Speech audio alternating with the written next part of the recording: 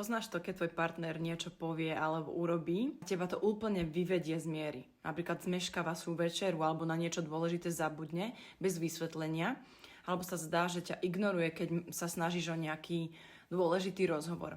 A ty na to okamžite reaguješ. Až skôr, než si to uvedomíš, tvoje emócie ťa úplne zaplavia. A ty prestaneš premýšľať a len cítiš, ako sa v tebe rozlieha tá vlna hnevu. Najradšej by si ho uškrtila alebo ho poslala kade ľahšie, vynadala mu do idiotov a povedala mu, aký je nemožný a sebecký.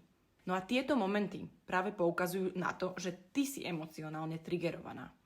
Tvoja reakcia je taká intenzívna, že v afekte povieš alebo urobíš veci, ktoré by si inak možno ani neurobila. Ale čo môžeš robiť, keď sú tie emócie také silné, že ty úplne prestaneš premýšľať a len cítiš ten výbuch emócií? Ako sa môžeš naučiť zvládať tie náhle výbuchy, aby si neskôr nemusela ľutovať svoje slová alebo činy? Práve toto rozoberáme v dnešnom 6. dni našej valentínskej výzvy. Ukážeme si, ako rozpoznať emocionálne spúšťače, pochopiť, prečo tvoje reakcie sú také intenzívne a to najdôležitejšie, ako môžeš zvoliť iný spôsob svojej reakcie. Nauči sa techniky, ktoré ti pomôžu zastaviť sa pred tým, ako prehovoríš a vrátiť do hry tvoje racionálne myslenie, aby si mohla konať s pokojom a rovnováhou.